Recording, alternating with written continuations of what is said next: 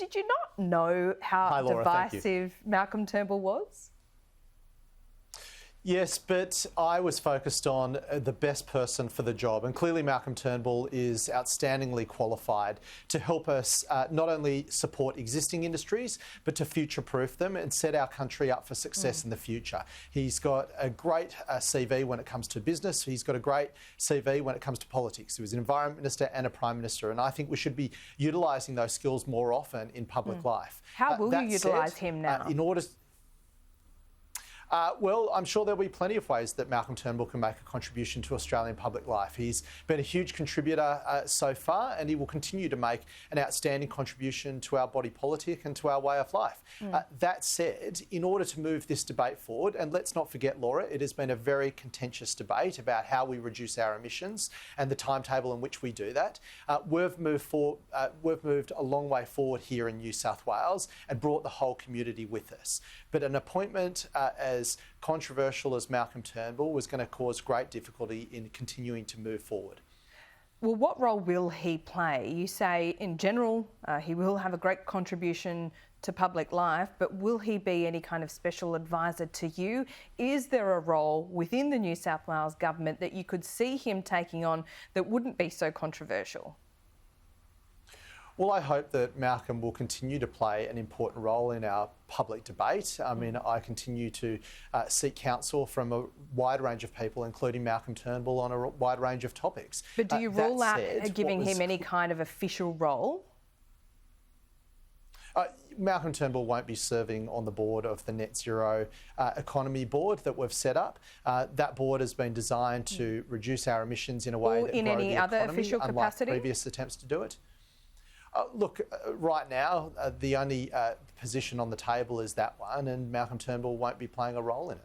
OK, was the problem here that as soon as you kind of took this to Cabinet and announced that he would be the chair on this board, that he went and said, well, there should be a moratorium on new coal mines, and that wasn't going to be good news for the Upper Hunter by-election?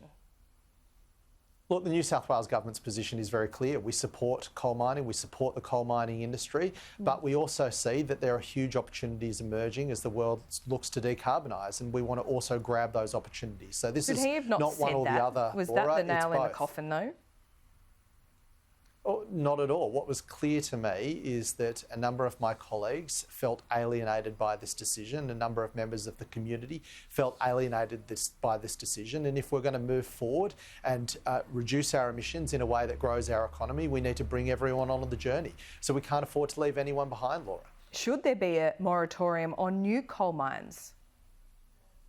No, the New South Wales government supports a strong mining industry in New South Wales, but we're also looking to the future. We want to support existing industries and grab the opportunities that new industries are presenting to our state. So this is not one or the other, this is both. The New South Wales government has a very strong commitment to the coal industry, and we also have a strong commitment to meeting our emissions reduction targets, but in a way that will create jobs, drive investment into the state and grow our prosperity. So this is not one or the other, Laura, it's both. What gets me, Mr Kean, is that this wasn't a secret appointment. You weren't trying to pull the wool over the New South Wales public's eyes. You took this to Cabinet and it was signed off. So what were the rest of your Cabinet colleagues doing when this submission was made?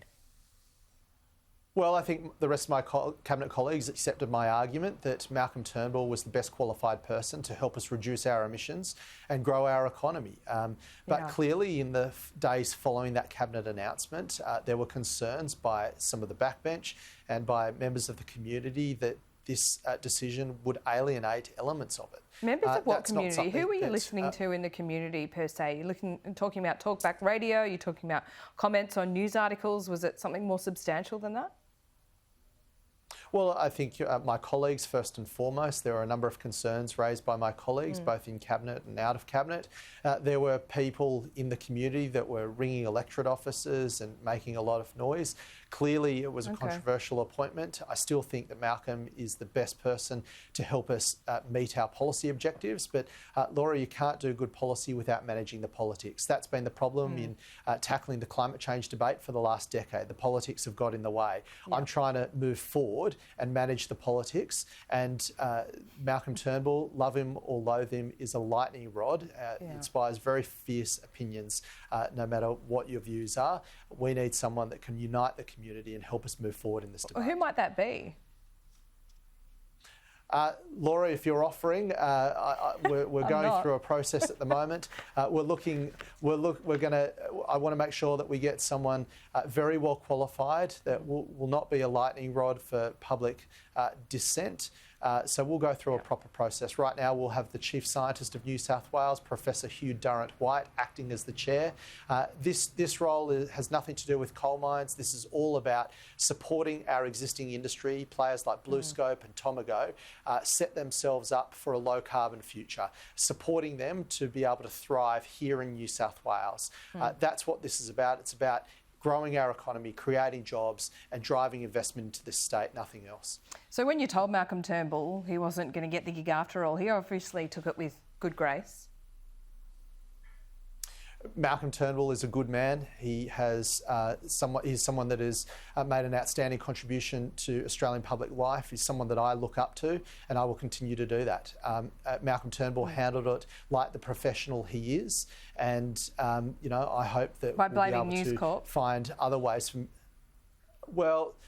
That's a matter for Malcolm Turnbull. But when I made the phone call to Malcolm, he was professional about it. He understood the reasons and he was very respectful, as I would expect him to be. Okay, Matt Kean, thanks so much for your time. Thank you, Laura.